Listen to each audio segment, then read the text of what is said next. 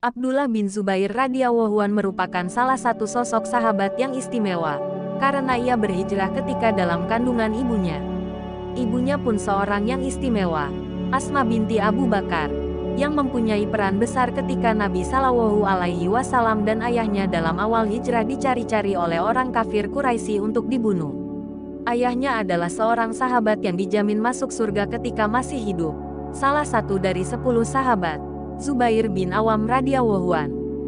Allah menambah keistimewaan kepadanya, karena ia menjadi bayi pertama yang lahir di masa hijrah. Tidak bisa dibayangkan bagaimana beratnya Asma binti Abu Bakar berhijrah. Ia dalam keadaan hamil tua ketika harus menempuh panasnya padang pasir sejauh hampir 500 km. Ketika baru beberapa hari di Kuba, ia melahirkan, dan bayinya dibawa kepada Nabi Shallallahu Alaihi Wasallam. Beliau mengecup pipi dan mulutnya, hingga air liur Rasulullah memasuki rongga mulutnya, dan kemudian baginda Nabi memberinya nama Abdullah. Tidak cukup sampai di situ saja, seluruh kaum muslimin, baik muhajirin atau ansar, menggendong bayi Abdullah ini keliling kota Madinah sambil menggemakan tahlil dan takbir. Apa yang sebenarnya terjadi? Ternyata, beberapa waktu sebelumnya orang-orang Yahudi menyebarkan berita bahwa dukun-dukun mereka telah menyihir kaum muslimin hingga menjadi mandul. Bagi penduduk Madinah, ancaman ini bukan hal sepele, karena selama ini mereka menganggap kaum Yahudi sebagai orang yang dekat dengan Tuhan. Tetapi dengan kelahiran Abdullah ini, mereka memperoleh bukti bahwa orang-orang Yahudi tersebut hanya menyebarkan kabar bohong belaka. Ibnu Zubair hanya dalam masa kanak-kanak ketika Rasulullah masih hidup, tetapi itu cukup membuatnya tumbuh menjadi pribadi yang kokoh dan teguh dengan keislaman, sebagaimana kedua orang tuanya. Ia berbayat kepada Nabi Shallallahu Alaihi Wasallam ketika masih berusia 7 tahun, dan beliau menerima bayatnya, padahal biasanya beliau tidak mau menerima bayat dari anak-anak. Ia tumbuh menjadi seorang ahli ibadah sebagaimana orang tuanya dan sahabat-sahabat senior Nabi Shallallahu Alaihi Wasallam lainnya. Kesehariannya banyak diisinya dengan membaca dan mengkaji Al-Quran, serta sunnah Nabi, memperbanyak ibadah dan berpuasa di hari-hari yang panas karena rasa takutnya kepada Allah. Ketika sedang salat, yakni saat sedang ruku dan sujud, tak jarang burung-burung dara bertengger di punggungnya tanpa sedikit pun merasa terganggu salatnya. Suatu ketika Rasulullah berbekam dan menyuruh Ibnu Zubair untuk membuang atau mengubur darah yang dikeluarkan dari kepala beliau. Ibnu Zubair membawanya, tetapi bukannya membuang, ia justru meminumnya. Ketika Nabi Shallallahu Alaihi Wasallam kemudian mengetahuinya, beliau bertanya, "Wahai Abdullah, engkau kemanakan darah bekamku tadi?" Ibnu Zubair berkata, "Aku kuburkan di tempat yang paling tersembunyi, ya Rasulullah." Nabi yang telah mengetahui apa yang dilakukan Ibnu Zubair hanya tersenyum, lalu bersabda, "Orang yang di dalam tubuhnya mengalir darahku, maka dia tidak akan disentuh api neraka." Sesaat Rasulullah tercenung, seperti menerawang jauh, kemudian bersabda lagi, "Tetapi bagaimanapun engkau akan membunuh orang, atau orang itu yang akan membunuhmu." Sabda Nabi adalah semacam ramalan bagaimana akhir kehidupan Ibnu Zubair. Bahkan saat kelahirannya, beliau pernah mengibaratkan bahwa Ibnu Zubair ini seperti seekor domba yang dikelilingi harimau yang berbulu domba. Pada masa Khalifah Utsman bin Affan, ia bergabung dengan pasukan Muslim yang dipersiapkan untuk menyerang pasukan Romawi yang berjumlah 200.000 orang, sementara pasukan Muslim sendiri hanya 20.000 orang. Pimpinan pasukan adalah Gubernur Mesir, Abdullah bin Abi Sarah. Pasukan ini ditujukan untuk membebaskan Afrika, Andalusia dan Konstantinopel dari penjajahan dan tirani Romawi. Pimpinan pasukan Romawi yang bernama Jarjir mengadakan sayembara. Barang siapa bisa membunuh Abdullah bin Abi Sarah, ia berhak memperoleh hadiah sebesar 100.000 dinar dan menikahi anaknya. Sayembara ini disebarkan juga di kalangan kaum muslim. Abdullah bin Zubair melihat bahaya adu domba ini dalam strategi Jarjir itu. Karena itu dengan persetujuan komandannya, ia membuat sayembara tandingan. Ia berkata, "Kita tidak perlu khawatir. Kita juga mengumumkan bahwa barang siapa yang bisa membunuh Jarjir, ia memperoleh hadiah 100.000 dinar, dan berhak menikahi putrinya." Ternyata tidak mudah membangkitkan semangat pasukan muslim hanya dengan sekedar sayembara tandingan seperti itu. Karena itu, Abdullah bin Zubair bersama sekelompok sahabat dan temannya menjadi pasukan perintis untuk menjebol pagar betis pasukan Romawi yang berlipat 10 kali lipat banyaknya tersebut. Ia berkata kepada pasukan perintis yang mendukungnya, "Lindungilah punggungku, dan marilah menyerbu musuh bersamaku." Pasukan ini berhasil membelah pasukan Romawi, dan terus merangsek maju menuju satu titik, yakni tempat pengendali dan komandan pasukan Jarjir. Seolah bahtera yang membelah gelombang, pasukan perintis ini seolah tidak terbendung hingga akhirnya sampai berhadapan dengan Jarjir. Abdullah bin Zubair sendiri yang bertempur dengan komandan pasukan Romawi yang ditakuti itu, dan akhirnya ia berhasil membunuhnya. Panji-panji Islam berkibar di pusat komando pasukan Romawi, dan pasukan Muslim yang terus bergerak di belakangnya juga berhasil memporak-porandakan pasukan Romawi lainnya. Kemenangan yang gemilang ini tak lepas dari peran dan keberanian Abdullah bin Zubair.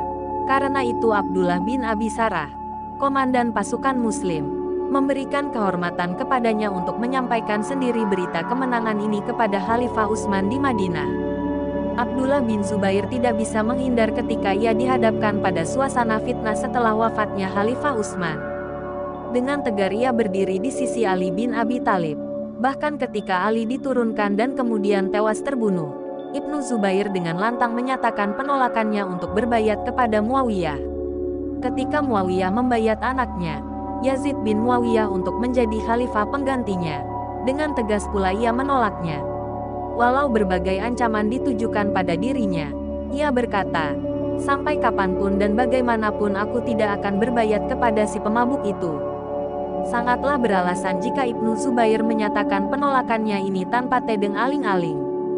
Kalau terhadap ayahnya, Muawiyah, masih ada penghargaannya sebagai sahabat Nabi Shallallahu Alaihi Wasallam, dengan berbagai kebaikan dan kelebihannya, di samping beberapa kekurangannya. Tetapi terhadap Yazid tidak ada alasan apapun untuk mendukung dan menghargainya.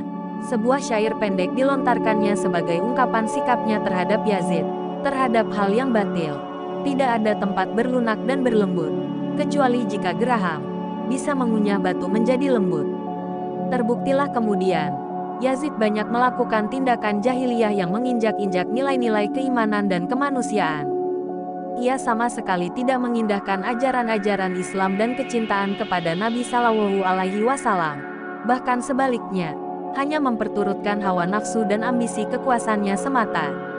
Pembantaian Husain bin Ali, cucu Rasulullah di Padang Karbala, beserta keluarganya dan para pengikutnya, penyerangan kota Madinah yang terkenal dengan peristiwa Harah, dan akhirnya penyerangan kota Makkah, semua itu disusun oleh Yazid bin Muawiyah.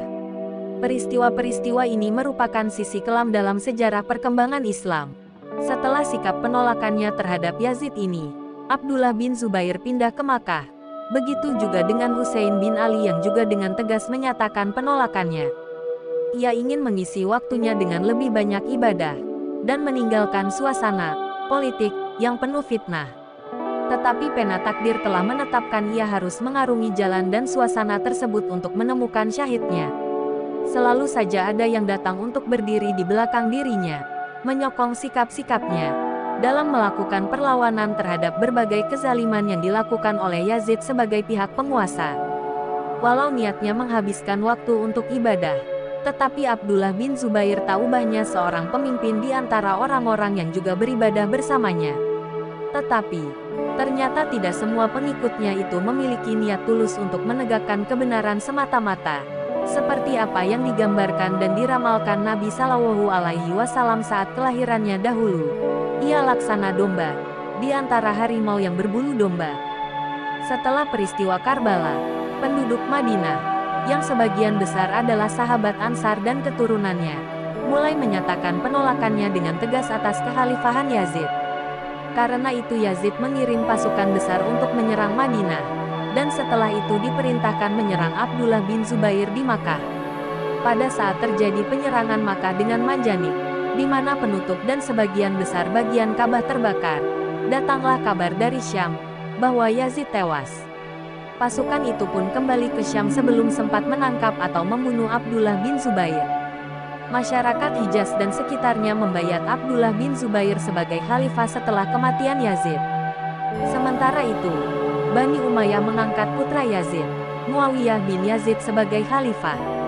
Muawiyah ini sangat berbeda dengan ayahnya. Ia seorang pemuda yang saleh, yang menghabiskan waktunya dengan ibadah. Seolah Allah ingin menjaga kebaikannya ini.